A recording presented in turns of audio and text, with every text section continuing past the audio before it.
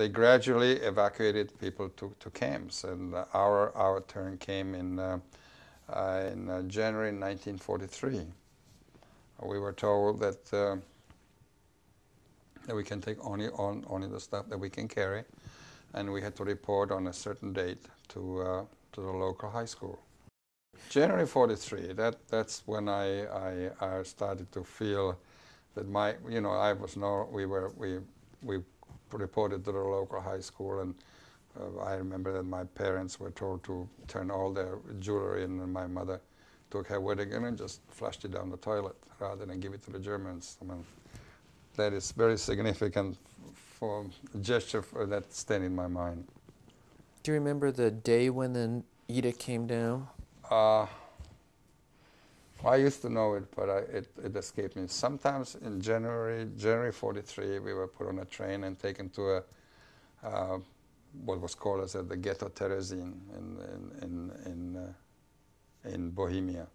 Well, just backing up a little bit, you mentioned having to go down to the high school. Do you remember a notice coming around to you, or how did you know to do that?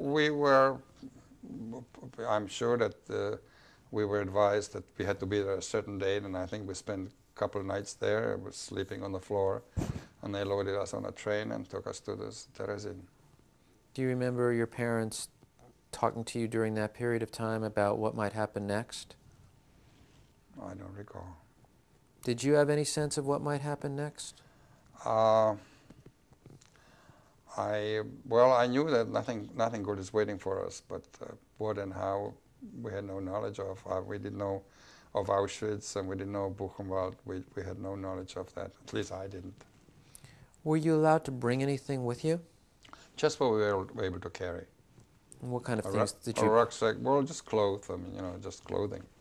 Basically, nothing else. That's all we took. Now, this was January. It was the middle of winter. It was very cold. There was snow on the ground. So we just packed up what we could carry, a rucksack and something in my hands, and off we went. Do you remember your coat or your gloves, or? No, I don't. When you left the gymnasium, the high school, tell me the next step.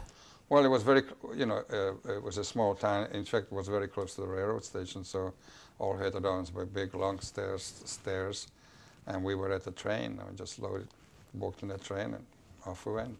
It took about 5 hours, and we were in Theresienstadt. What was the train like? It was just, actually it was, I think, a passenger train, or just a regular train. It wasn't I experienced cattle cars later on, but that was just a regular train. Obviously not a scheduled train. It was just, I think it probably took 2 days, because there were 700 people that were transported. So it took 2 days to empty that high school, and I don't know if I'm on the first or second day. Was your family able to stay together? We were together, right. We were together till we came to Theresienstadt, then we were separated.